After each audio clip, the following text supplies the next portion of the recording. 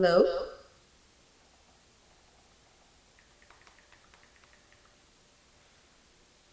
Hello? What is happening? You guys hear me?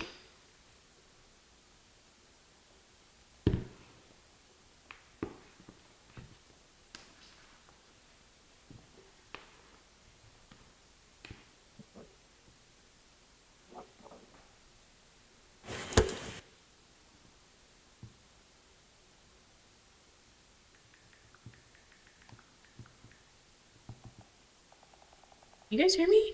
What's going on?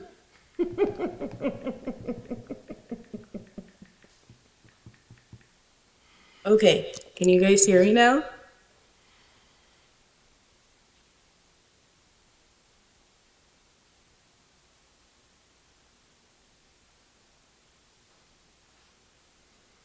Hold on, guys. Let me figure out what's happening here. Okay, yes, you guys can hear me.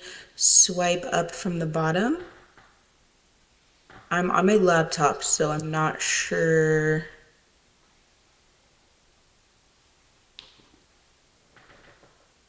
I don't know what's happening, you guys. Alicia, we can hear you and we can see you. You're good to go.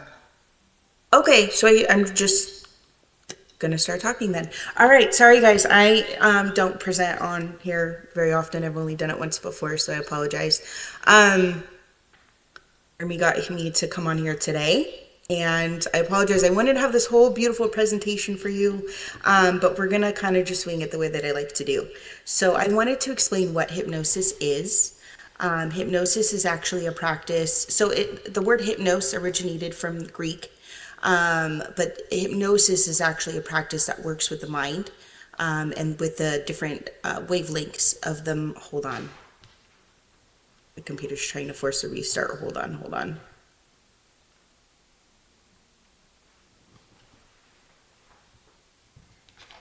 Let's not do that right now. Okay, sorry about that.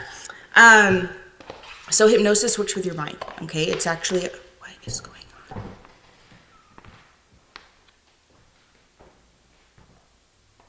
Hold on, guys. Give me 1 second.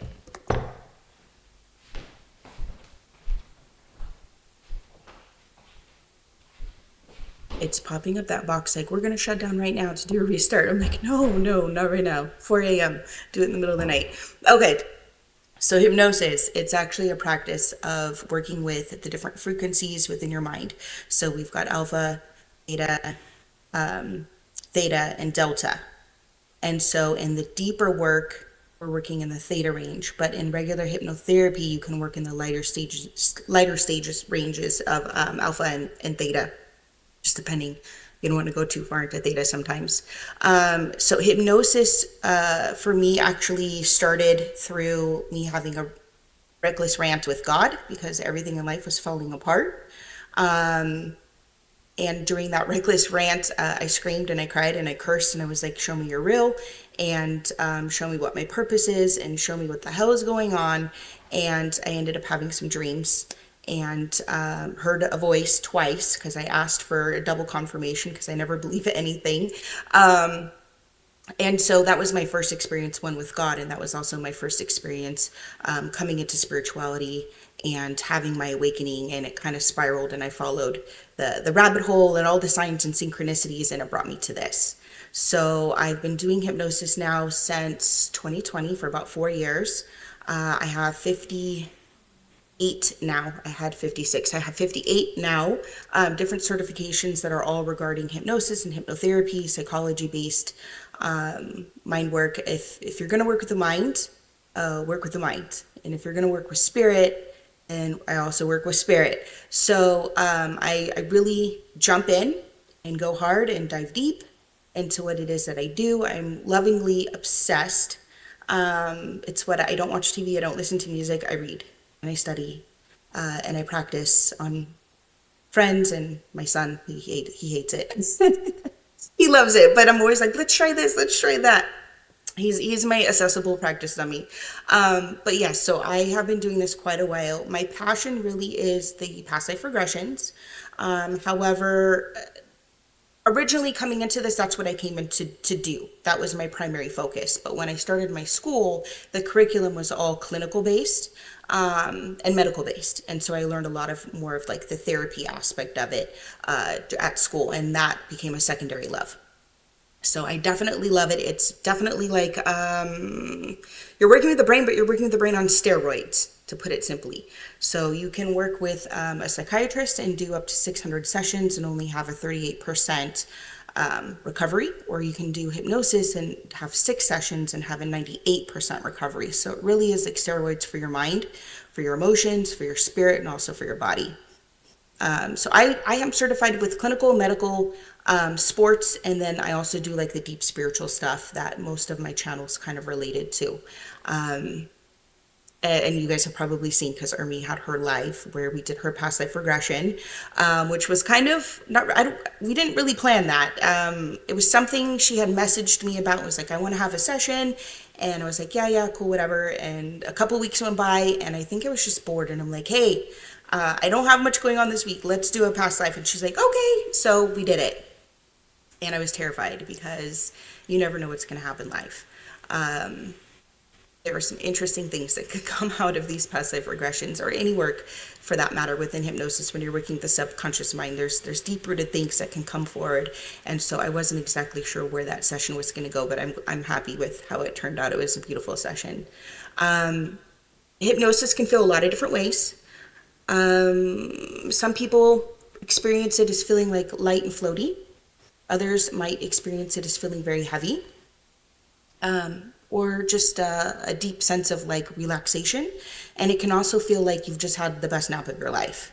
And 10 minutes of hypnosis is actually equal to about a 2 hour nap as far as how it helps regenerate your mind and body. So it's very therapeutic. Um, I don't know. Do you guys have questions? Like, can we start with questions? Because I kind of feel like I talk about the same things all the time. I don't know what I know. Many of you guys already know a little bit about me and what I do. So if you guys want to hop in and ask questions, I'm totally okay with that.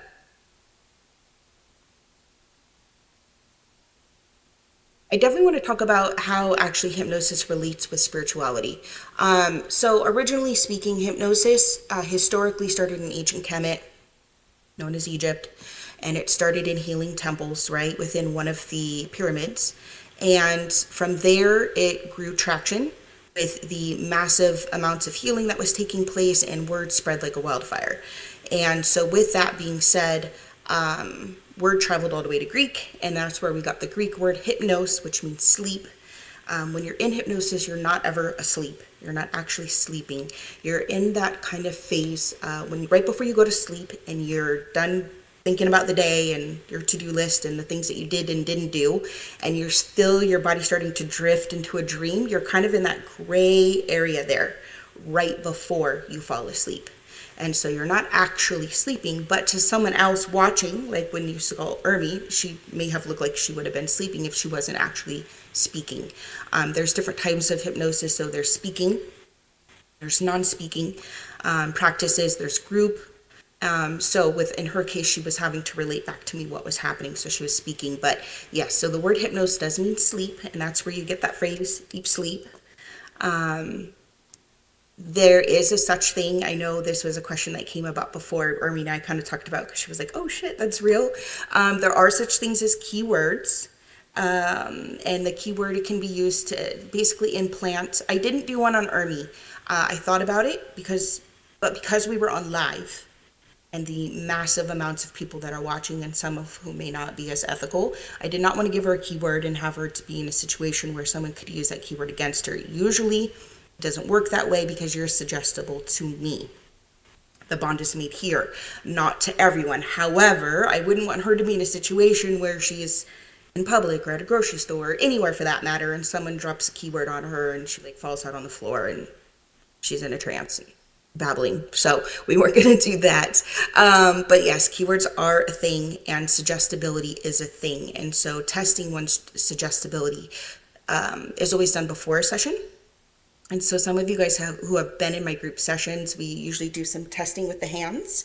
and that kind of gives me a gauge of where everyone's falling. But the suggestibility is really used with hypnosis to help amplify your suggestibility to things that are either positive. So if we're trying to increase positivity somewhere within the life, or decrease, meaning if we're trying to pull something out like negative habits, bad habits.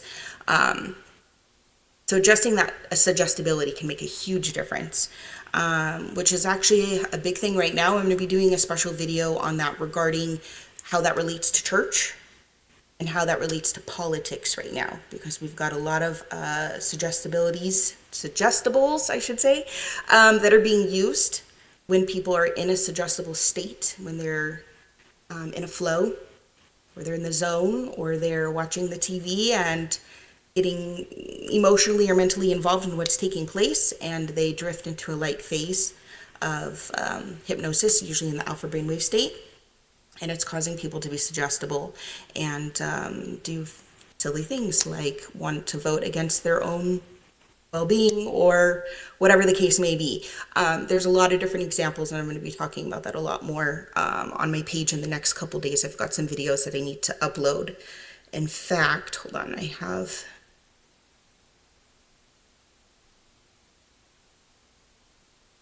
Sorry, you guys, bear with me. I'm just pulling something up, a little note I had saved on my phone that I thought would be interesting to share with you guys. So, in relationship to politics and kind of what's going on these days, Hitler had a hypnotherapist. A lot of people don't know this. His hypnotherapist used sessions with him to help him with his blindness. It was psychosomatic, meaning he wasn't physically blind. It was something that was going on internally that was causing him to negate his vision, right? So he gave him the suggestion that he could overcome anything. With that being said, not really thinking about the potential implications, he was horrified at the results, and he tried to alert authorities in England, and that spiraled out of control.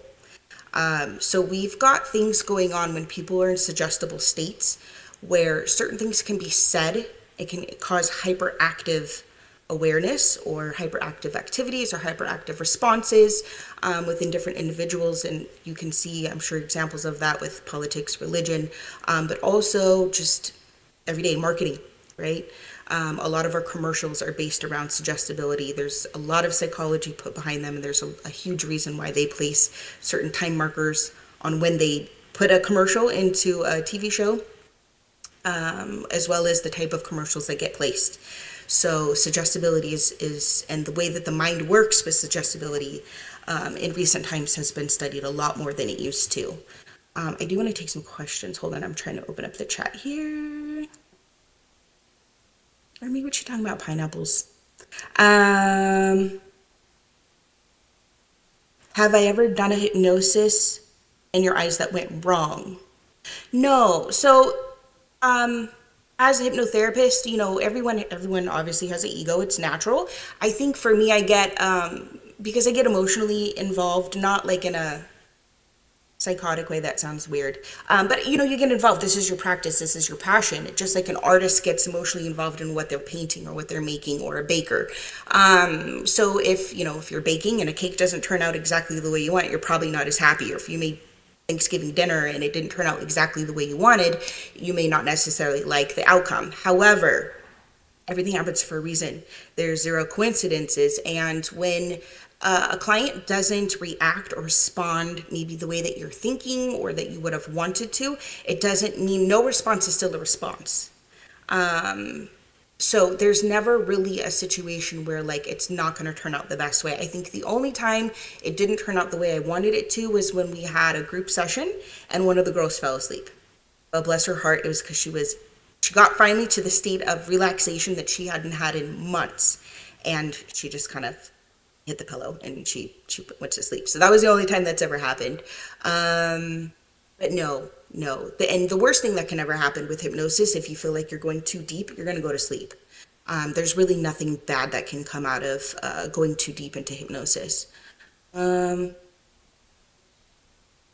you ever come across anything that scared you in one of your sessions? And okay, this actually just recently happened, and I was quite literally terrified. Kaneen, some of you guys know in the group, I did a session with her one-on-one, and in her session, I took her to meet with her ET family, her brothers and sisters, with the Galactic Federation, and through that, she was getting some DNA upgrades. Uh oh, did I lose everybody?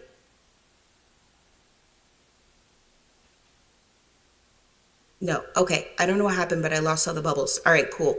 I'm just going to keep talking. So, while we went up to the Galactic Federation, she was getting some DNA upgrades. They were also doing, there's different healing technologies within the ship, because I do work with the higher dimensional beings and higher dimensional energies. Her guides needed her to go there. And so during her session, they were removing fear from her body. But in that process, her body was, I don't want to say convulsing, but that's what it looked like, very much, at several different times. At one point, they had her hands back like this, and she said, "My arms are back." And I saw her arms go back. She's on camera. Her arms went back, and she was like, "I can't move my arms. I can't move my arms." I said, "You're okay." I said, "Your team's with you." And because of the way her voice was sounding, I didn't know if she was in pain. I know if she was scared. So I was like, "Are you okay?" Because my biggest and first priority is always the client and their safety. And in this particular case, she was like, "Yeah, I'm okay." But there were times where she was just like shaking, like violently. And I was like, "Oh my God." And I've seen this before with healings, because when I do these deep rooted one-on-one past life regressions, I do ask for healing if it is appropriate for the client at that time. And what ended up happening, happens a lot of times in those situations, is like you might see they're moving and they're twisting, and it's because something's wrong with their C7 and they've got back issues, and next thing you know, they're like, "Oh my God, my back's fixed," and they never have that issue again. So in her case, it was a little more unknown. I didn't know what was going on. At certain times, they were telling her that she couldn't talk. And when they were telling her that she couldn't talk, it wasn't her voice anymore. I knew that I was clearly speaking to someone else. There was a male presence and a female presence. And it was just a very different situation. And of course, I just kept asking, "Is she okay?" And I'm trying to keep her comfortable. And later, as we spoke about that particular experience, she's like, "Oh, I was fine." She's like, "It didn't hurt, but I was getting jolts and shocking feelings, and it didn't hurt. It was a reaction, a response." So if almost like if you're getting shocked somewhere, your body's going to jolt a little bit. And that's truly what she was experiencing and feeling, but it didn't hurt her. And she's like, "And I wasn't scared. She was like, I was scared of the process. I wasn't scared of my team. I wasn't scared of what you were doing. I wasn't scared of what they were doing." She's like, she was releasing fear. And she had a lot of fear trapped in her body. And so emotions can get trapped within the body and actually manifest themselves physically, in many different ways, and turn into dis-ease. And so they were removing a lot of the fear from her body. But that was a little interesting, and I have some videos that are going to be going up about that very soon. I just haven't had the time to do hardly any editing, so I will get some videos up for that as soon as I'm able to. Um, yes, so hypnosis to heal for past life regression is actually one of my favorite ways to heal anything. I have a lot of colleagues that are like, "How in the hell do you always do past life regressions?" And they're like, "How do you, if someone needs to stop biting their fingernails, why do you take them to a past life regression?" And I'm like, "Why do you not? How do you not? It's easier to go straight to the source, straight to the root of the problem. And sometimes the problem is in this life. Sometimes it's also connected energetically to something else in your past." And so I'm like, "How do you not do that? Why are we not doing this? Do this more often." But a lot of therapists aren't comfortable doing it. There is a difference between regression and past life regression. So regression means that you are regressing into a time within this current lifetime. I don't do that often. If they do it naturally, it's because spirit's guiding them. And when I say spirit, I'm referring to their divine team. So whether it be their guides or their guardian angels or their higher self or even source energy. Um, when that's happening, it's for a reason. So I go with it, but I kind of work on eggshells because I don't want them to re-see or relive or reopen a wound that's been closed by the subconscious mind on purpose. We're not trying to relive traumas. I've had a lot of people message me lately saying, "Hey, this happened when I was 6 or this happened when I was 13 and I can't remember. Can you help me remember?" Well, why? That's my first question. Why do we need to remember? How is it going to benefit you in this life moving forward? If there's no benefit, we're not doing it. If it's just because you want to be a tourist and remember something tragic that happened to you with your uncle, we're not doing that. Like, no, sorry. There are therapists who will probably do that. However, I am certified, I am insured, I am listed with nationally accredited agencies. Like, there's certain things, ethics I cannot and will not touch for the safety of my clients. There's no way. So yes, healing with past life regression is tremendous. It's probably my most favorite way, and I feel it's honestly the most effective way, but not just because of the past life, but because once you're in that deeper theta state, you're able to connect to the higher dimensional realms, and with that, you're able to connect to, trying to think of some of these things I don't know how to articulate well because I don't think we have the words for it, but just there's an energy, there's a frequency that is connected to an all knowing. And so facts about anything can come through when you're connected to those higher realms and those higher frequencies. And it's truth. And it doesn't matter if it's your personal truth, if it's your family truth, or if it's truth regarding whatever politics. I did a session with Jessica. She's one of the mods in here, and she had some cool questions like, is the earth flat? And it's like truth about anything. So when you are in those deeper theta realms, you're able to increase your frequency and you're able to connect to basically an all-knowing and get more information, and that in itself can be huge. And a lot of times I do my sessions very different. There are very clinical past life regressions. I don't do those. My past life regressions are like the ayahuasca of past lives, because there are many therapists that'll do a past life regression in an hour. That's not a past life regression to me. Like, sure, you're going to go and you're going to experience, your life as a potato picker 80 years ago, 100 years ago, and you lived on a farm. But, like, if it's not getting to the root of the problem, if it's not healing the emotions, if you're not seeing the death, if you're not also connecting with your loved ones or seeing your Akashic records or reading your counsel or your guides, like, what are we doing? Why are we wasting time? So I don't do a traditional past life regression. There's no right or wrong. There's no right or wrong, but there's a lot of different ways to attack it. Just like there's a lot of different ways to channel or I'm checking out the chat. I'm sorry, you guys. I'm laughing. But there's a lot of different ways to approach that situation. So my approach is more of like a hypnotic mediumship, because I don't just take people through the past life. We might go to 1, 2, or 3, depending on time. If the first one's very short, we're going to go see a second one. If I don't feel like, and it's an intuitive thing for me, I don't know how to explain, but if I don't feel like we got enough, I might take you to a third one. And through each one, you're going to see a beginning, important days, and you're going to experience the death. The importance of experiencing the death is sometimes as astronomical as the purpose for why you're doing the session to begin with. It's almost sometimes just as healing as getting to the root problem. By experiencing that death, you also have an understanding about your presence here on Earth, your presence within the universe, and how energy doesn't die, it transfers. And then you also have a better understanding for when you die. At least I take you up to the spirit realms and I have you connect with maybe someone that you're missing, family, friend, relative, ancestor, and then also to meet some of your divine team. So that in itself is a whole different experience, because we love what our beautiful psychics do, but it's very different from when Ermi's giving a message to when I take you to see your people. And so like for her, and she communicates with spirits all day long, right? But in her past life regression, I took her and she got to meet her grandmothers, both of them, which I saw because I saw her session before I had it, which I'll talk about. But she got to see her grandmothers, and she got to meet Nandu, who's one of her guides. If I remember correctly, she didn't know that guide yet, or maybe it was the green girl. She had a different girl that was there that's actually like her best friend in spirit. And so that's, for her, was a very new experience. And yet she talks to spirits all day long.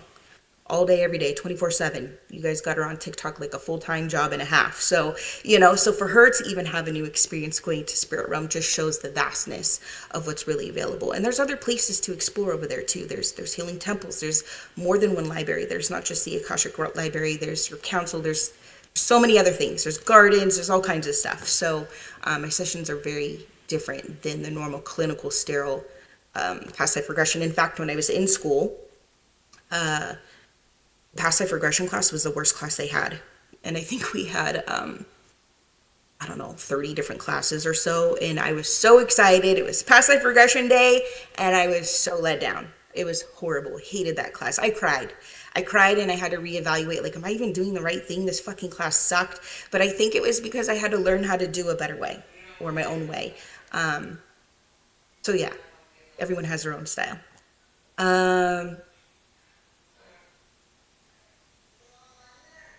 Okay, so how helpful is hypnosis with wanting to stop smoking? Dr. Doolittle, Miss Kim. Okay, if you don't want to stop smoking, you won't. Plain and simple. I get clients who come to me for stop smoking, and they're like, my wife wants me to stop. Okay, but do you want to stop? Well, yeah, my wife wants me to stop. No, do you want to stop? And so really that person has to want to stop. And if they do want to stop, then I can get the subconscious on board. The thing with smoking is that our subconscious mind, it's whole, and Ermi, please yell at me because I know I'm on a timeline, so don't let me go past. But the whole thing with, sorry, my brain's everywhere, a little ADD. The whole thing with smoking, you have to want to stop, or any bad habit for that matter. You have to want it. But smoking, so there's usually a root reason why you started smoking. Maybe you were a teenager and it was because of, peer pressure, so you think. But in reality, the subconscious, what it was holding on to was wanting to be accepted. Like there's usually like an emotional bind somewhere that's making you pick up that habit or making it become a habit where you couldn't put it down. And not to mention that, tobacco actually is medicinally for thousands of years been a medicine on its own. It served a purpose, but it's meant to, too much of anything is bad. And then now with obviously smoking, we have chemicals and all this crap in our cigarettes that wasn't in original just tobacco. So it's no longer really medicinal. It's more of a poison. But with even smoking, drinking, as long as you want to stop, you absolutely can, but you truly have to want to. And with those particular sessions, I do require that they do an initial first session with me so I can talk to the subconscious mind to make, to make sure that the client wants to stop. Because logically, they can say, yeah, I want to stop, and they can tell me till they're purple in the face. But when it comes to habits like that, and it's no offense, I just don't believe you, it's because sometimes the subconscious wants something. There's something else. It's something behind the scenes. And so the subconscious is always going to work with whatever it thinks it's doing to keep you safe. Subconscious's entire job, its entire purpose is just to keep you protected and keep you safe. So yes, but smoking is extremely successful to stop, usually within 6 to 8 sessions, but I've actually seen like 4. In fact, I had a few people stop after their first session. And it's not uncommon for people to go from like a pack a day to a half a day, even just after one session. So the remaining sessions are really just to kind of buckle it down and tighten it up.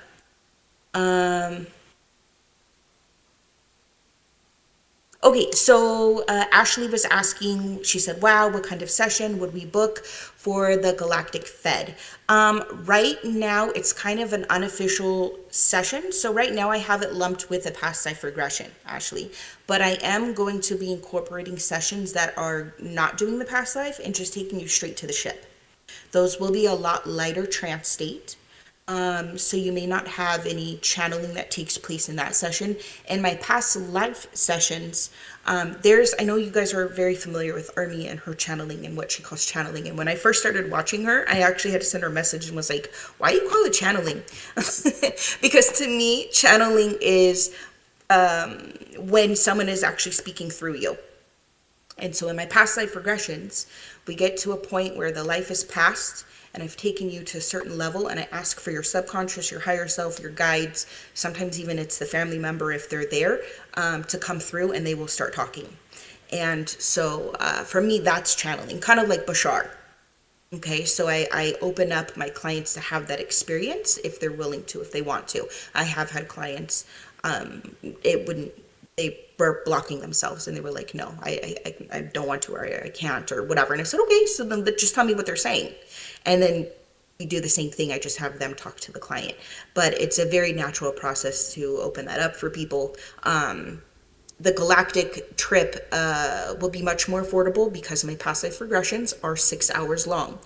Like I said, those are more like the ayahuasca of big shabam of hypnosis. So the Galactic Federation trips will be more like an hour, hour and a half, and it'll be a lot more affordable. So I will have those up on my link, hopefully by the end of this weekend. Okay, so hopefully by the end of this weekend, I'll have more info. I already have it on edit. There's just some things I'm having an issue. I gotta work it out before I can launch that. Um, Jessica said so much of her self-worth issues were resolved by doing a past life regression with Alisha.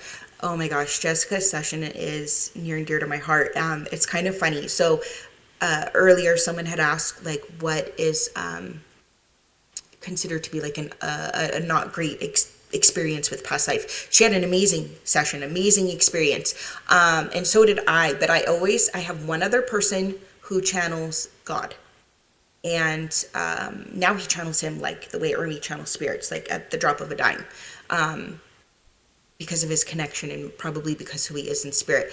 Jessica's past life regression, she met a family member. Her guides were there. I think I was there. My higher self. I usually call my higher self forward to meet people, but God showed up. And right before her session, I remember my ring light was like blasting, like it got super bright. It's never done that before, and I was like, what in the world? And I had to turn it down like almost all the way off, and it came back on at a secondary time, and I was like, oh my God. And I had a thought, I think God's gonna come in this session. Now I don't want to say don't know why I had that thought, but in hindsight I was like, I don't know why I had that thought. We start Jessica's session, and God did come through, and she had questions that she prepared that I always ask for all of my clients, like I said, whether they're personal, spiritual, whatever. And so some of her questions were fun, and some of her questions were more serious and personal. And with God, it's always a different energy, because it's very much like I said what I said, and it's very much a different energy. Your higher selves, your guides, they'll be a lot more talkative. They're like us. They're old friends. They're like, hey. God's more like, not strict. I don't want to say that, but he's more like, it's very loving. It's all love. That's all that it is. But Source, when it comes through, it answers the questions, and it's very like matter of fact. And so it's very much a different energy. So yeah, that was definitely a fun experience. But for me, I always get nervous because I'm like, oh my God. I can't pry the same way. Sometimes the questions have to be worded such so that you can really pull out more of the information. And I feel like you can't do that with God, because he knows what you're up to. He's like, I said what I said. But it was a great experience, a beautiful experience. Yes, Christina G said, because you shouldn't remember. Yes, when your subconscious mind is blocking anything, it's because you should not remember. Yes, and I remember even a couple days after I checked in with Jessica, and she was like, I feel so much better. I feel lighter. It's always an interesting, for everyone, it's such an interesting, different experience I've had within the session. Like I was saying, bodies can start contorting and moving, and things are releasing, and you're physically watching people heal sometimes. Sometimes it's a show of tears, just, overwhelming emotions, whether it's crying or laughter. And there's even been circumstances where I told people, scream, let it out. Because sometimes those emotions, I don't know how long they've been there. They could have been there 500 years. It's time to get it out. Let's get it out of the body. Let's get it off your soul. Let's get it out of your mind. Let's get it out. So each session is so unique and so different. You can't really have a strict roadmap, because you're never going to be able to follow it. And that's why I was terrified to do Hermes Live, because I never know what's going to happen, even myself. But one of the things that I do experience with each of my clients, I don't think I've had one yet. Even my group sessions, mind you, there's 10, 20, 15 people in some of these groups. I have seen every single one of their past lives. I happen to dream them beforehand. And in my case, all of these dreams happened years before. It's not like I dreamed it 2, 3 days ago.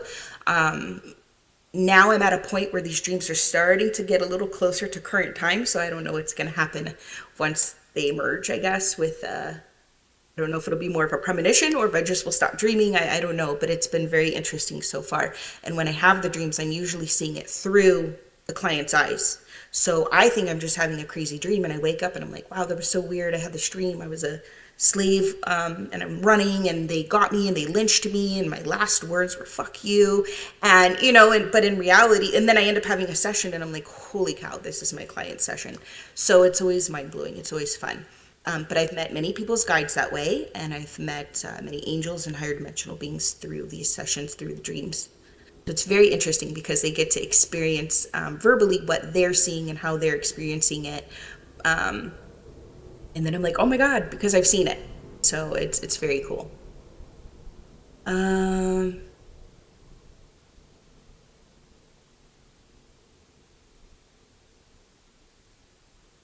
oh, Shelby said I wanted to be cool. Now it's not cool. Be a trendsetter, baby. Make something cool. Okay, don't do smoking. No, a lot of kids in high school, junior high, whenever college, young adults, they start smoking to be cool or fit in, or because someone they knew smoked, and it reminded them of whatever. But a lot of people also end up getting addicted because there's an underlying emotional void that made you want to be cool, to fit in, and then that's what grabs you in and keeps it stuck to you.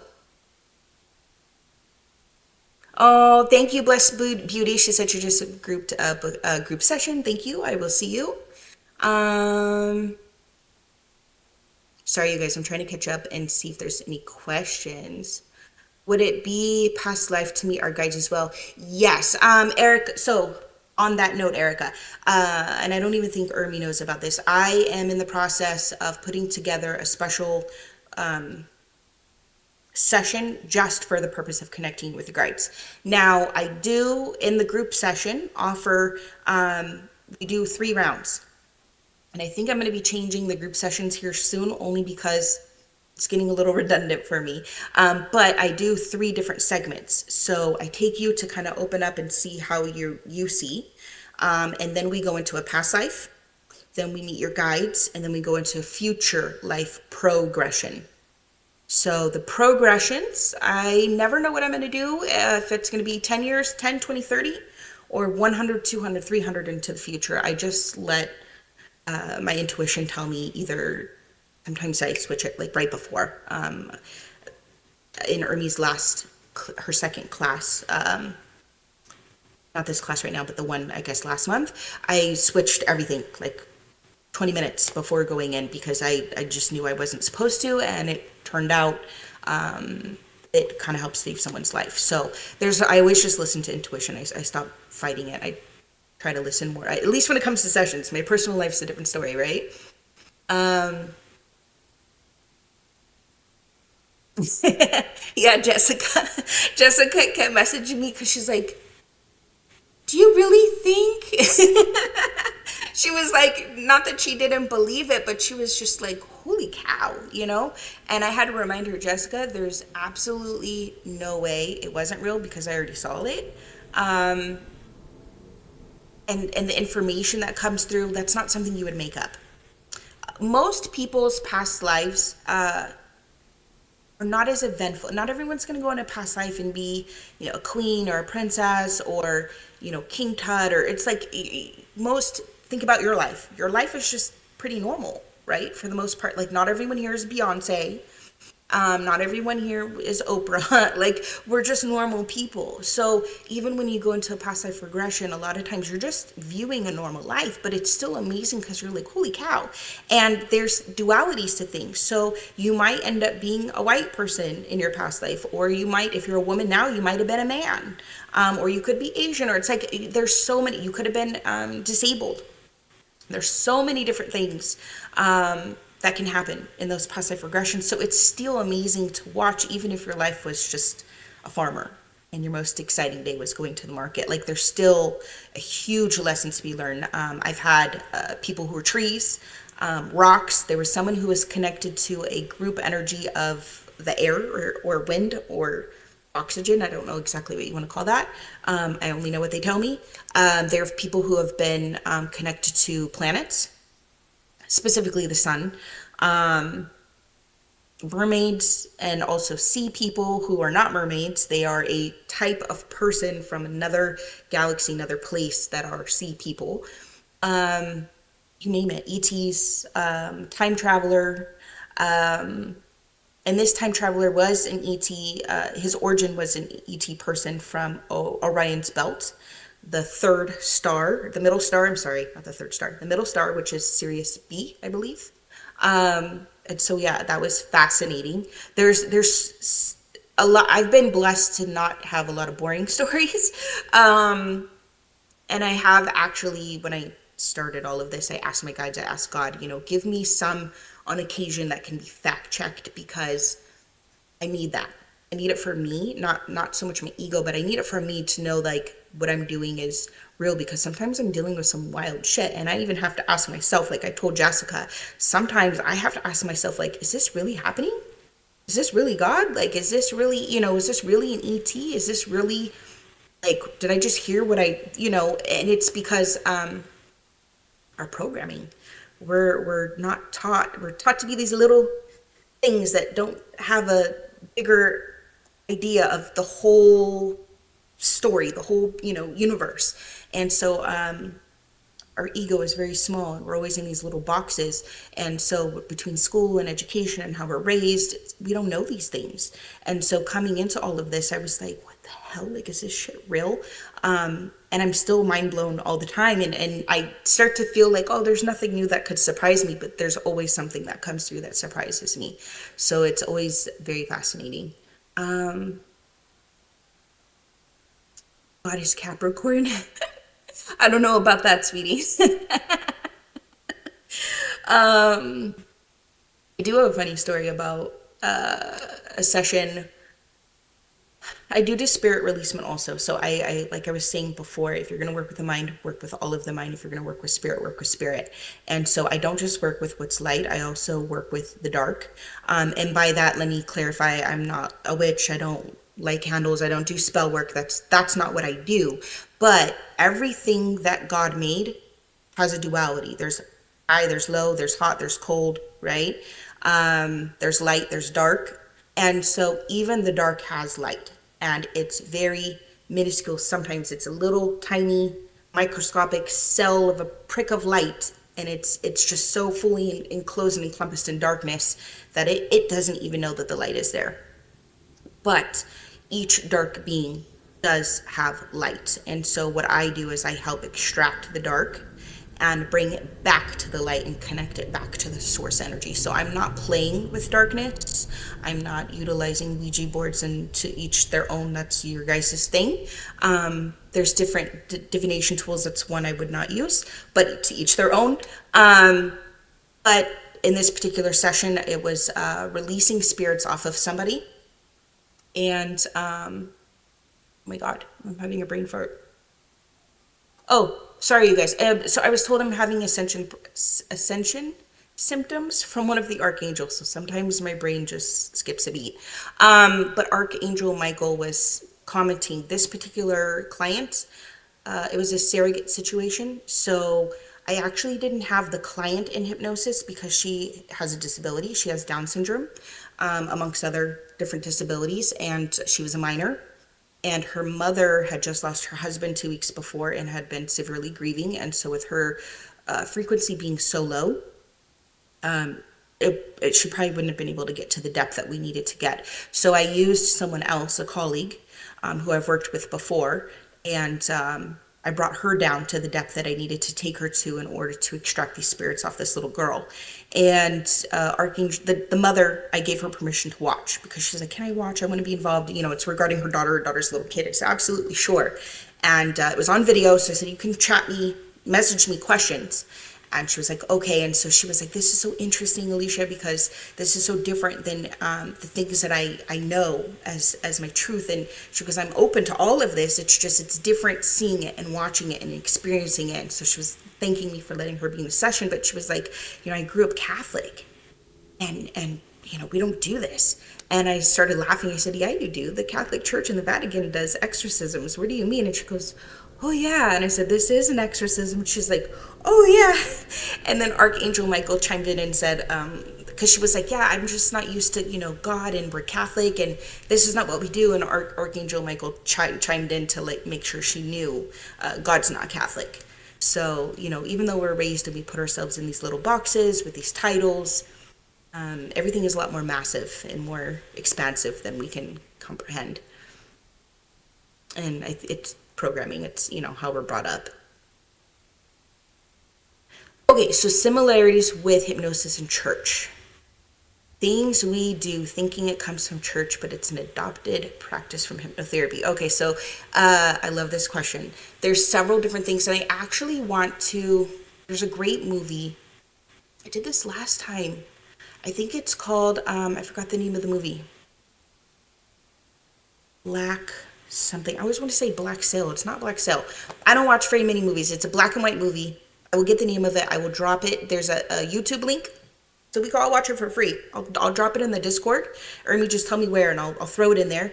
But this movie is a great example that shows, if you watch it from this lens, you'll see what I'm talking about. But the power of hypnosis and how it's used, not just in church, but kind of how I was relating to earlier with politics, but also you can see it within different types of stage presences, like whether comedians or even concerts. With hypnosis and opening up people's suggestibility, there's things that can be done, right, to help trigger that process and kind of get things started. One of the things everybody can do to experience hypnosis right now, it's not going to be that magical, but you can close your eyes, you can look up towards your third eye. When you do that, the second you do it, it puts you into your alpha brain state. So think about when you're sitting in church. There's a reason why the pews are all, or the chairs are all lined up, and the pastor's usually up on a stage, up on a higher platform, and you're sitting on the floor looking up towards your third eye, up at your pastor. It's bringing your eye upwards and opening your suggestibility. And so by doing that, the things that are being said are really sinking in deep into that brain, into your subconscious, and you're more willing to accept it as truth. Right? There's going to be less resistance. When you're more suggestible, you're releasing or opening up your resistance.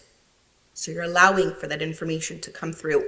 And then it sticks. And if you hear things enough times and they're repeated enough times, it becomes true. You won't argue it at all. Doesn't matter who's saying it. You will not argue it. And we can see that again with politicians and Make America Great Again. Or concerts.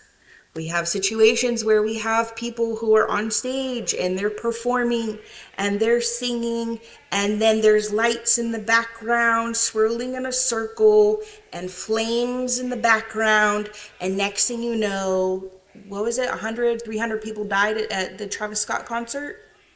There's more to that, but a lot of that had to do with opening their suggestibility, and there was a portal involved and their energies were being pulled. But because of the suggestibility factor, they were left open. So you can see that in church.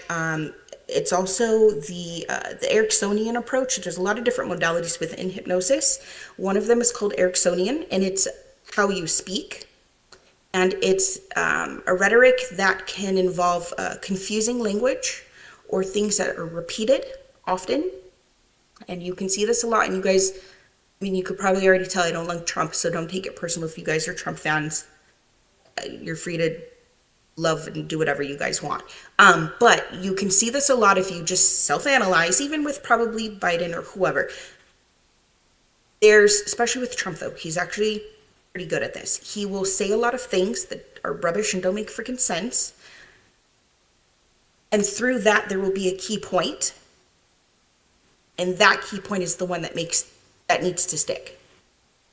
There's a lot of other things that the way it's said, it confuses your mind, and through that confusion your logical mind gets tangled up, and then you're kind of like stuttering, trying to wait, what's happening, what did they say, and then boom, the key point sticks. And that is a form of hypnosis. um, Clapping, rhythm, it brings an awareness to your mind. It helps regulate things and frequencies within your body. And by doing that, it puts you into a light state of hypnosis. You can also see that in your everyday life when you're driving. If you've ever hopped in your car and you knew you were headed to, I don't know, somewhere you go every day, the mall or somewhere you go every day, and you missed your exit or you missed your turn and you're like, what the am I doing? I knew I was supposed to turn right here. Why did I not turn? And it's because you were in a light state of what's called environmental hypnosis. Sometimes it's the music and you kind of get lost in your thoughts. Sometimes it's the lines on the road, especially if you're on the freeway and you miss your exit. It's those, jagged, dotted lines, or the broken up lines. And so seeing that, the rhythm of it and hearing the music, it just allows your brainwave to float off. And next thing you know, you're like, what the hell? Or you drove home from work and you get home and you're like, okay, I know I drove home, but I don't even remember driving. Like, what the hell? And people call that autopilot. That's also environmental hypnosis. And so with the clapping, the singing, and the rhythm, you're putting yourself into a heightened state of suggestibility.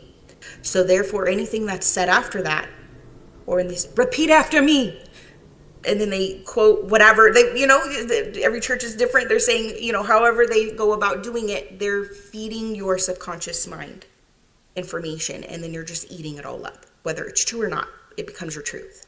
And this is not just seen. There's actually a lot of pastors who go to my school to learn hypnosis. Their church pays for them to go. But then at the same time, they're the ones that want to act like hypnosis is bad. And I have a whole article that I found online that I'm going to freaking demolish when I get some time and do some videos and talk shit about. But it's something that's very subtle but extremely powerful. I'm trying to think of some other examples, especially within the church. So music in its own, the clapping in its own. Think about also the practices of shamanism and Native Americans dancing around the fire, and they're chanting, and that constant do do do do on the dirt. So whether you're hearing the drums or the music or the clapping, it's kind of doing the same thing that you're experiencing at church. It's opening your awareness so that you can be more suggestible. Doesn't mean it's always bad, but you're suggestible. So in order to take yourself out of that suggestibility, you need to count yourself out. And this is something I will teach you guys. And this is something I'm going to be talking about in my upcoming video regarding religion and politics, because a lot of people are watching the stuff, they're getting in the zone, and then they're stepping away from the TV, and everything they just heard and learned or listened to is sticking into their brain and becoming a truth, whether it's their truth or not. So you can simply say 0, 1, 2, 3, 4, 5, wide awake. And that will snap your brain, wide awake, take you out of that state. 0, 1, 2, 3, 4, 5, awake, wide awake. You're telling your mind, wake the hell up. Wake up, bring your attention back, and that will help keep you from being so suggestible. I lost it, refreshed here on me.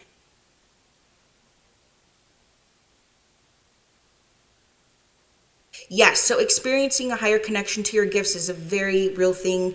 Ann 8 asked if anyone has experienced this. Probably, I have actually had some personal messages come back from the group sessions where they then knew their life purpose, their gifts were opened. Some of them even had a list of exactly what their gifts are. But usually in the one-on-one sessions, I make it a point to go over that and do that specifically, unless the entire session takes like a turn and goes somewhere else that's a lot more profound and that's needed. And again, I do allocate, 6, sometimes there's been a couple of sessions over 8 hours. So I allocate the time that the client needs for healing. But I usually do ask and request for them to know what their gifts are and get a list of them and turn them all the way up. Let's break them open and amplify them. And if they don't know how to use them, I will ask that they be instructed or taught, whether it's in the session right then and there, or if it's done in dreams. Dream state. Um, oh no. Sorry, you guys. I'm just now seeing about the Wi-Fi connection. If it's not better now, I can turn off the video to help with the bandwidth. I don't know why. I don't know why.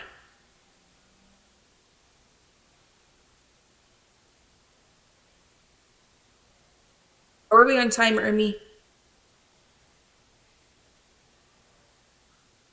Okay, so when you're in the state of hypnosis, Celius asked, how do you know when you're in the state of hypnosis?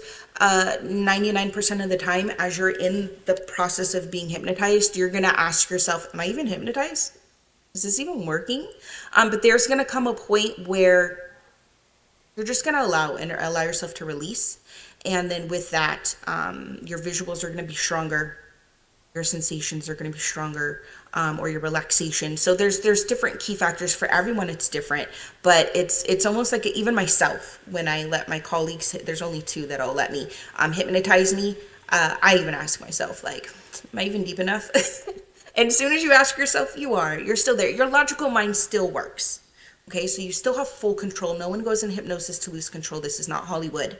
That's not how it works. No one's gonna come and pay me good money so that they can lose control. That's not what's happening. In fact, all of your senses are heightened and more aware. So when you're in a state of hypnosis, you may notice the sound of the clock ticking a lot louder across the room that you would have never maybe heard before, but it's because everything else is dialed in, and you're allowing that part of all your other senses to kind of come up. So yes, you can still think. But I always tell people, even as they're going through the past life regression, like, don't try to make logic of what's happening. You have afterwards to, and ask Jessica. She, for like 2 weeks, she was asking me things because she was like replaying it in her head, and putting the logic to it afterwards. But I'm like, just allow yourself to view it like you would a movie. You don't stop the movie every 30 seconds and pick everything apart. So don't do that in your hypnosis session either. Just allow it to happen, allow it to flow. Um,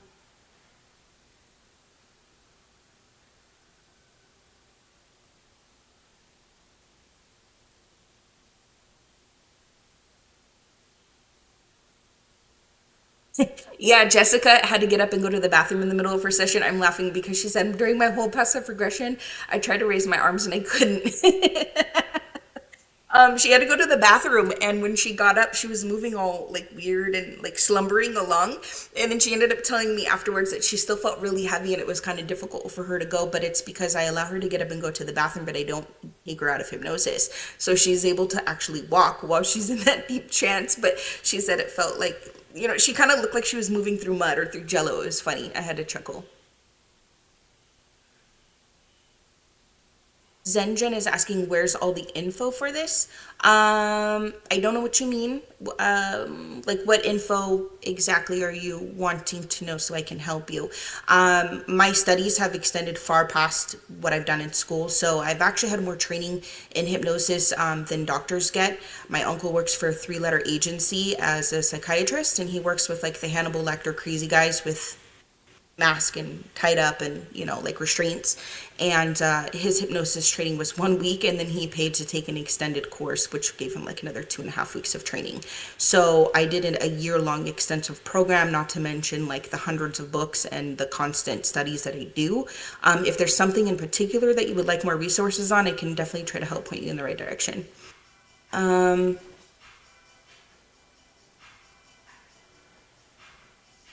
Oh, you're a slave. Yes, I've seen a few slave lives. In fact, one of my lives, it was a slave master. I had a house in New Orleans, and I did something in business or finance, which is not to say funny, but kind of there's synchronicity in this life. Before I got into hypnosis, I was in real estate finance for almost 20 years. And so I was kind of in the same realm. I don't know if I was like working on like Wall Street or something, like a banker or something like that. But I did have a house with those weeping willows, and I did have slaves that were on my property. And I remember feeling, I didn't have any resentment or sadness. Well, I had sadness towards myself, if that makes sense. When I way that I died, I actually got snatched up and put into a box, and then they threw me in the back of a wagon, and they were driving me out to the marshes to dump me in the water. And as I was in the box, I could look out between the cracks and little holes, and I could see my field workers, and they didn't even bat an eye. They did not give a damn that I was in that box. And I felt bad. There was one in particular, one lady that I looked at, and the only way I can describe her from my mind now is like she just kind of resembled like Aunt Jemima, like a heavy set woman with the same outfit, like the slave attire, and her hair back with a bandana over, and she was outside just working away, and she didn't give a shit I was gone. And I was like trying to scream and yell for help. They act like they didn't see nothing. And I felt bad for myself, like, why did I allow myself to get to that point? Why did I allow myself to do that to people and treat them like that? And I didn't have any remorse. Like, I wasn't mad at them for not helping me. I was more like upset with myself. See about post Jessica added. Oh, Zengen. Okay. Um, oh, okay. So you said you have tried hypnotherapy but didn't think you were actually under. That's why I asked. I think I will. I think I would be able to raise my fingers. Yeah, so it for people to not be able to like move their body and move their limbs, it's more of a choice. They were in Jessica was so relaxed by choice because I never gave her a suggestion to not move her body. I gave her suggestions to be relaxed and to let go and to let all the tensions flow out of her body. So I never told her that she wouldn't be able to use her body or move her hands or arms in any way. But like she said, it was more of like a weighted blanket on her. So it just depends on maybe what your therapist is telling you or saying to you. But again, if you don't want to be hypnotized, it's you're not truly going to go under. But you can also be hypnotized when you watch a movie. When you watch a movie and you're in the movie theater and the lights get dark and the movie comes on and the music gets loud and you're watching it, again, your eyes are usually kind of raised upwards looking at the screen, and you're fully jumped into that movie to where you forget the sound of other people crunching on their annoying popcorn, or someone got up to use the bathroom in your peripheral. You don't even see it anymore because you are involved. You're crying, you're laughing, you're yelling, your emotions are in this movie, right? You're in a state of hypnosis. So you can be awake and functioning and with your logical mind and still be under. So if you were working with hypnotherapist, chances are you were under, but maybe just in a lighter state.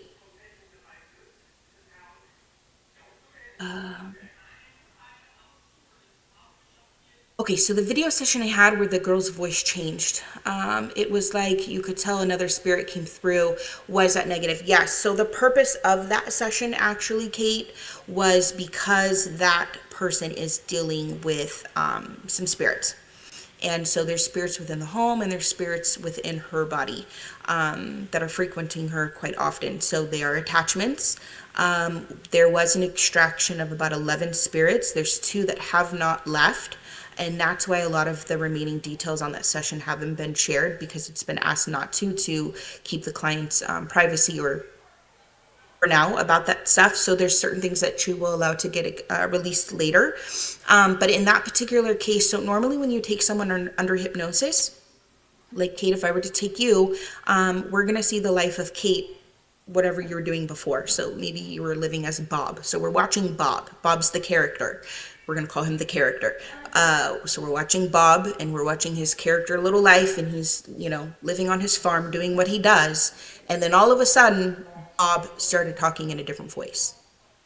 That's not necessarily normal, because usually when you're watching Bob, the whole story is Bob. Bob's giving you his persona on what's happening in life, and he's talking about it, he's reliving it, he's going through it. That video clip, Ermi was there present with me because she knows the client, and I asked her to come in and be present so that I could start to teach her spirit releasement as well. And so she's kind of doing a mentorship. And so I asked her to sit in because I also wanted to see it from her psychic eye. She's going to see it differently than I tap in. And because I knew the severity of the level of the darkness that we were dealing with, I wanted her there also to understand what's happening. But really the main purpose was for her to see it through her eyes. That session itself was a unicorn. That was a one of, I've never had a session like that before. But normally, as you're going through a past life, Bob's telling you his story. All of a sudden, Bob wasn't Bob anymore. Bob turned into Samantha. And Samantha started talking, and we're like, what the hell? And mind you, I'm not using the same names or same scenario at all, but the other voice came through, and we're like, wait, who the hell are you? And it had a full British accent and threw us off, and we're like, wait, what? And then that voice changed again and became someone else. It was the maiden or the maid or the nanny. And we're like, what the hell? So when the voice changed and the character changed without being prompted, now it can happen if I invite it. If I say, Bob goes, hey, my wife is here, Laura, and I want you to meet Laura. And I can say, can I talk with Laura? And he'll say, sure. And then Laura might start talking to me, right, through the client, and the voice can change. But it's prompted. There's usually an invite that happens. This also took place with my client who was under, and one of her lives, she was in a marketplace, and then that's when the ET being came through. That was a time traveler. And because that life interconnected with the other life that we were talking about and viewing and seeing and exploring.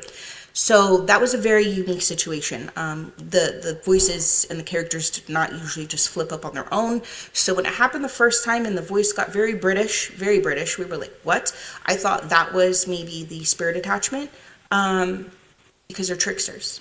And they will play trickster energy, and they will make you think that they're good, but if you hang out with them just a little bit longer, they will show you some nasty characteristics. They'll like talk shit to you, or they'll talk shit about the client, or they'll pretend to be all love and light and, peaches and puppy tails, and the next thing you know, they'll start talking some dark shit, and you're like, there you are, you tricky little fucker. So they'll always show themselves. In this case, I was asking who it was, and they wouldn't really give me a name. They weren't really responding back to the way that they should be responding, and spirit will not lie. So the fact that they were trying to be tricky and like avoid direct questions at times, I was like, okay, I knew who we're playing with. So that was a very different situation, very, very much a unicorn session.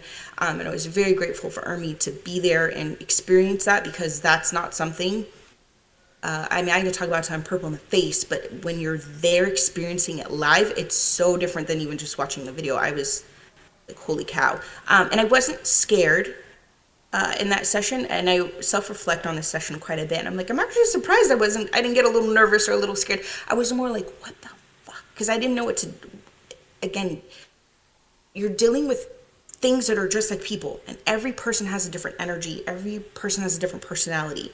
So me dealing with you, Kate, is different than me dealing with the guy who's chained up in like maximum security, who's a serial killer. You got to step differently. It's different energies, right? And so you're dancing around these different energies, because everyone, you have to approach them differently. So it was a very unique, weird situation.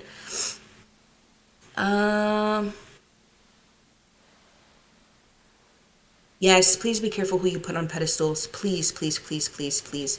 And it's not a coincidence that some of these people are in the positions that they're in. Kel's commented, makes you see putting someone on a pedestal in a new light, and it's very true. A lot of these people are placed strategically for certain reasons to appeal to certain people and lead certain masses, and it's important. Pay attention, and please, for the love of God, pay attention to what you guys watch and what you listen to, because you're often in a heightened state of suggestibility when you're just driving or listening to music. There's someone, I don't know my artist that much because I stopped listening to the radio as often, so I don't know if it's Doja Cat or one of these girls, but she's talking about I'm the devil, and she's singing, and I heard that shit on the radio, and I'm in California, I'm on the freeway in traffic, and I'm looking around me, and I'm looking at other people who have the song playing in their car, little kids in the back of the seat, like, I'm the devil, and they're singing, and I'm like, holy cow.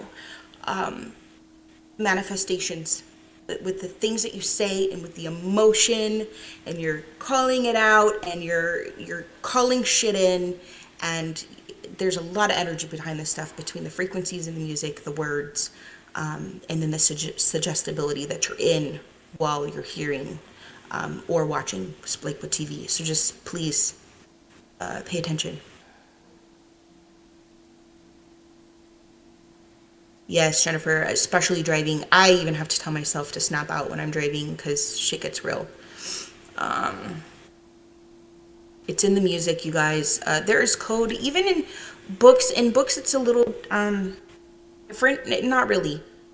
It is and it isn't because there are, I don't know how familiar you guys are with this because I read a lot, but there's people are saying now there's a lot of code written in the book and there's a lot of, it's kind of the same thing. So I'm always reading, psychology or stuff that's relatable to the field that I'm in or things that are going to help me help my patients. Sorry, not my patients, my clients. I also worked in the medical field for a while, so sometimes I interchange. But yeah, so my clients, but yeah, it's just you have to be careful and count yourself out. Um, yes, the cadence, Scotty. The cadence is important too. That's not coincidental. Mind you, some of it might just be mimicked because that's what they heard growing up or that's what they aspired to be. Um, or whatever. They had a mentor and they want to mimic that person. But let's keep in mind these are people, they're running a nonprofit organization. I don't want to say too much. Um, the more that they can keep you in their box, the more they can keep you in their wallet, or you're in their wallet. I might be saying that backwards right now. The more they have you, right, under their belt.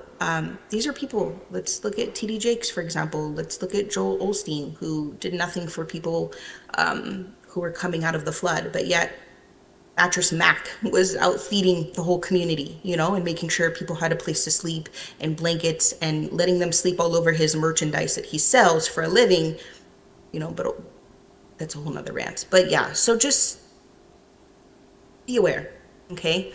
If someone wants to get in your pocket, they're going to try to influence you. If they want to have control over you, they're gonna influence your mind, your heart. You hear, I was just talking shit with Ermi.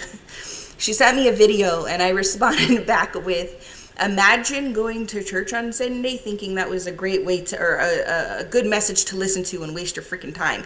And she was dying. But it's like the message was very much pulling on emotional heartstrings about, I don't remember what it was about, but it was pulling at all the heartstrings, and there's a reason for that. Because if you can grab someone by the heart, you have a hold, you have a clench over them, right? Like you really got them in your grasp. So, just be mindful.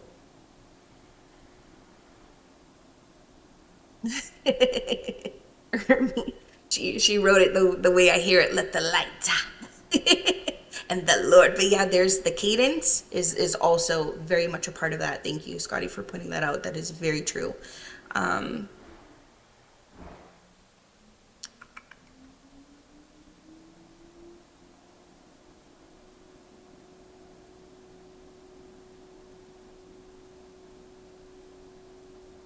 oh, it's funny. So I'm reading the comment about at one point I was like, "You're not even hypnotized, girl." Um, Queen Mom times three wrote, but if I recall, you saw your life as an Indian in India, and something about the color red had significance to you. I think you were near water, but I remember seeing the life, so I don't know if you told me you were near water or not. But you wouldn't have seen all these things if you and maybe all the pieces didn't have enough time to come together for you, but you still had a full experience that you wouldn't have happened. You wouldn't have made that up. You would have made up something else, I'm sure.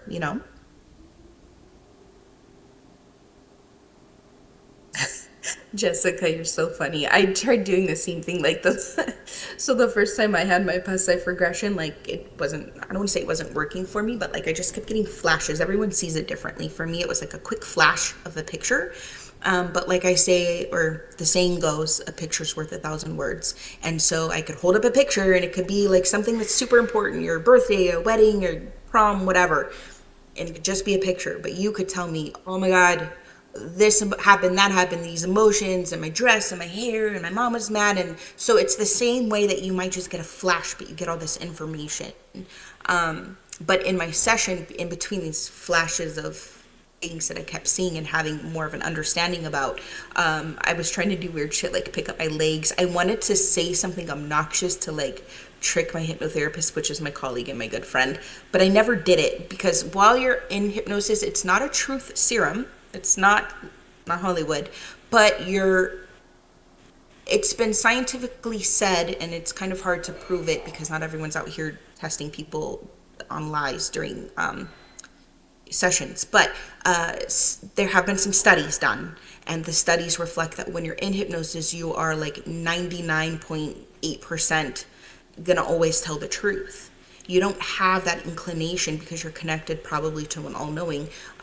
You don't have an inclination to want to lie. That's not like a desire, unless you're a true sociopath or truly psychotic. Then you can make up some shit while you're in hypnosis, and those are very much unicorn situations, like, you know, 1 out of 1 million type. We're talking like beyond crazy. You're gonna be one of those serial book killer type people. Um,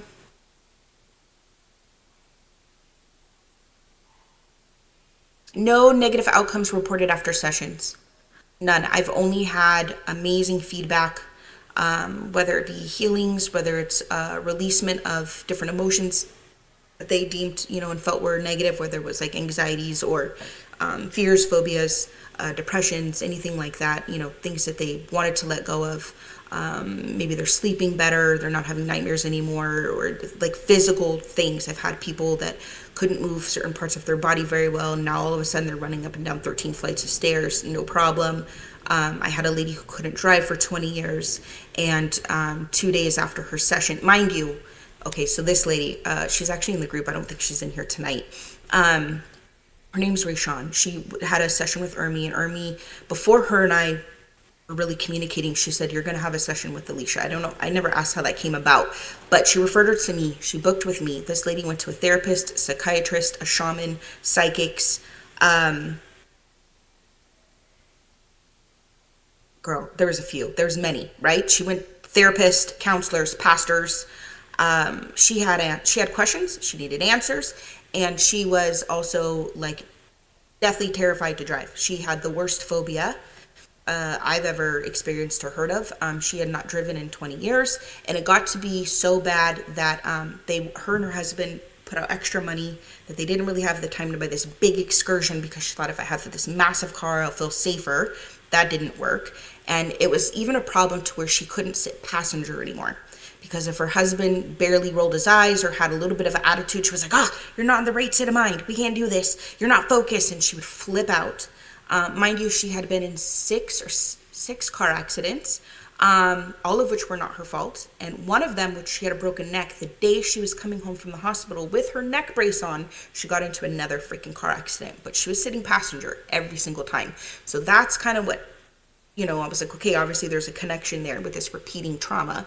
But she was also, and I didn't know till after the session, she wasn't able to fly, to go on a boat, which I figured that out during the session, but she couldn't go in an elevator. That was considered to be a form of commuting for her.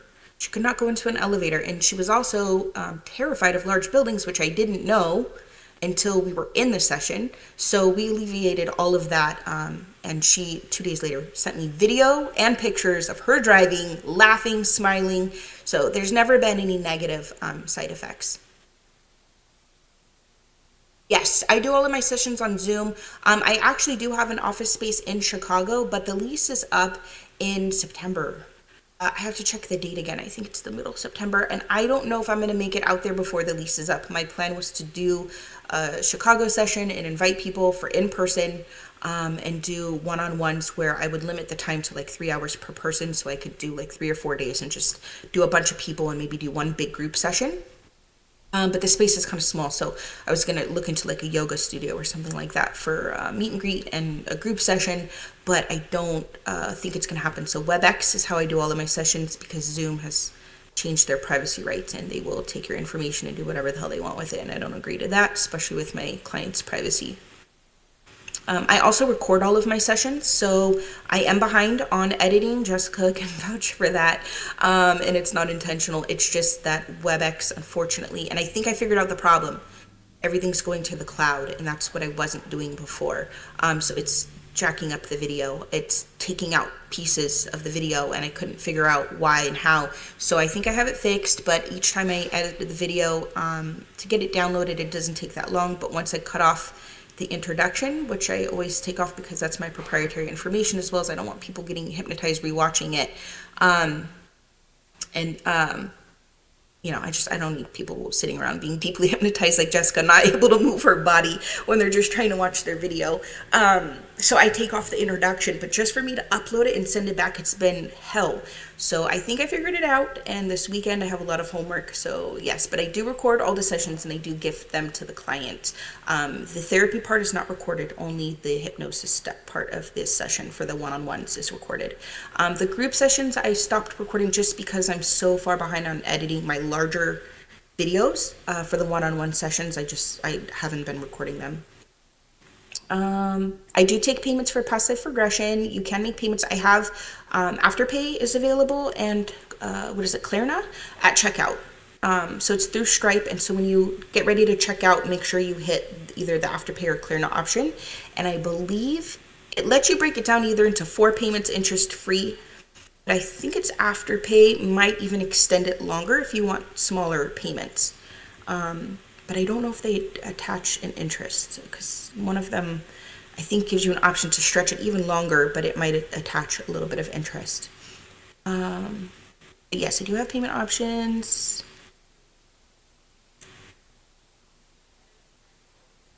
It really is. So Kameen, before I did her session, she told me that, actually her guides told her that she was getting ready for ceremony.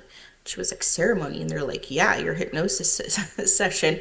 And I started laughing, and I was like, well, damn, I'm always saying it's like ayahuasca. I'm like, it is kind of like a ceremony. It's a big event.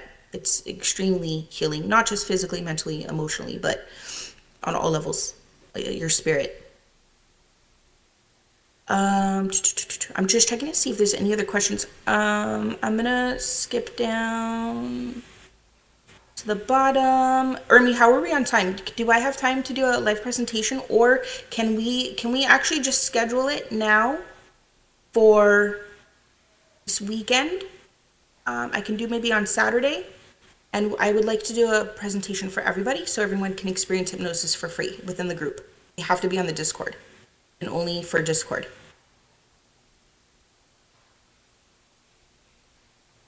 Time's up, guys. Thank you, loves. If you guys have more questions, I'm always open to answer. Definitely, there's a past life regression portion in the Discord. Hop in there, ask questions.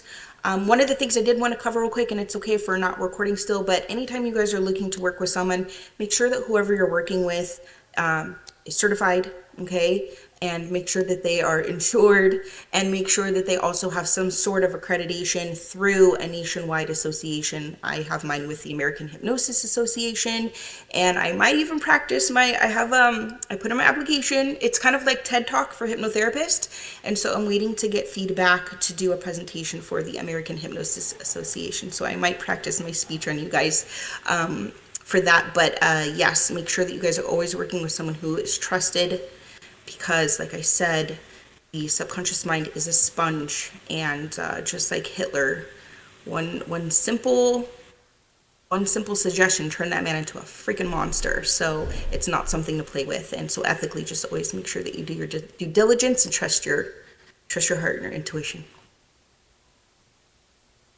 Oh, thank you guys. Thank you for trusting me. I have great reviews, and me can vouch, and I know everyone's really truly enjoyed their experience. So thank you guys. Thank you so much. Thank you.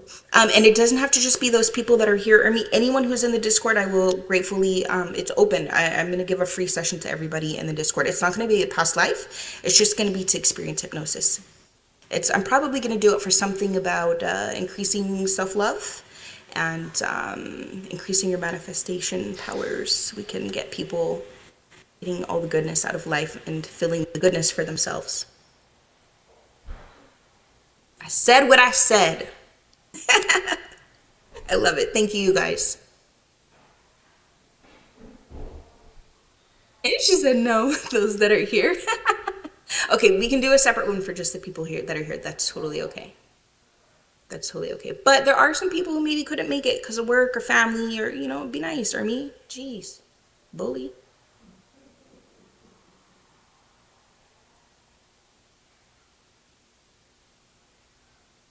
You got the Capricorn. I can't with you guys. Oh my God. You guys are awesome. And I absolutely love all of you guys in this group. You guys, seriously, this is the best group, hands down. I'm just going to keep rambling until you guys kick me out of here. Best group, hands down. Seriously, like I've been in, during my awakening, I jumped into two different groups that were hosted by the same person. But the energy that was in those groups was just toxic and competitive and for no reason, like no rhyme or reason. There's a lot of new people in there learning and waking up and learning their spirituality, and the shit in that group was horrendous. Like girls were trying to give each other paper cuts over tarot card readings. Like it was brutal. It's like juvenile hall on that bitch. But yes, I love this group. I love you guys. You guys are awesome. Thank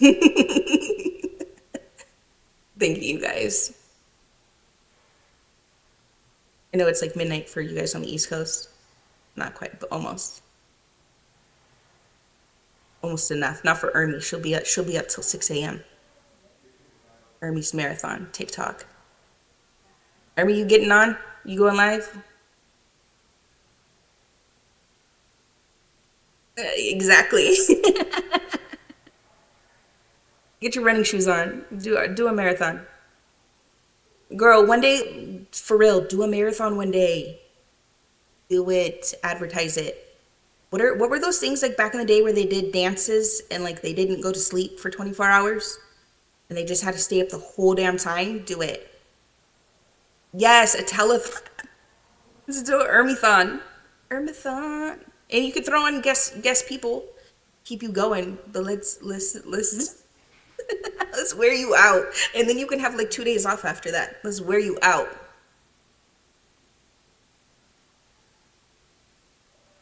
Oh my God, your club nights. Yep, and then going straight to work with your wristband and your hand stamp on still, smelling like Incredible Hulk. Let's do it, Diosa. When are we doing it? We're gonna do her tonight. When are we going live, Diosa? Let's do it. You guys, that's another thing. I'm gonna add a live option for reduced price because we're not gonna do the therapy beforehand. I don't control what happens during the live session. I don't know. But it's something that I'm going to offer, and I'm going to try to make that more affordable for people as well as an option if they want to be very vulnerable for the worldwide interweb. But it's something that I do want to offer, and I'm thinking about doing it on Tuesdays. I wanted to start it this month, but you guys, life is lifing, so I think I'm going to call it like Trans Tuesdays or something, and I'm going to make it a little more affordable. And it'll probably be like a 2 or 2.5 hour session because we're pretty much going to do a quick intro, like 20 minutes. Then we'll start the camera and go straight into hypnosis. So however long you're under is how long we'll be on live. So 2.5 hours. Oh my God, girl, I used to leave the club and go to work doing real estate mortgages, telling millionaires and thousandaires what to do with their freaking money and their finances. So I get it. I get it. And I was in my 20s and people, they didn't know how old I was, but they were listening to me while I was hungover. I knew what the hell I was talking about. Probably more so better because I wasn't stressed out. I was happy from my clubbing.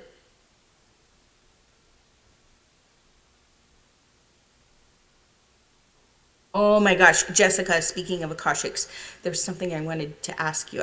I almost called you a couple nights ago to be like, girl, you want to dig into my book real quick? I got a question for you. You need to start offering that as a service too, Jessica. I need to talk to you. I'm gonna make a businesswoman out of you. Drunk as a skunk. At least you're at Starbucks. That helps with the hangover. Oh, if you got, I mean, just for the sake of useless, well, maybe not useless knowledge. For me, it's useless because I don't drink anymore. I never really was a big drinker. But if you never want to have a hangover, drink a bunch of water before you go to sleep. Specific, and take some salt. Like take your finger, put it in some salt, put it on your tongue, drink some water, go to bed. You will not have a hangover when you wake up.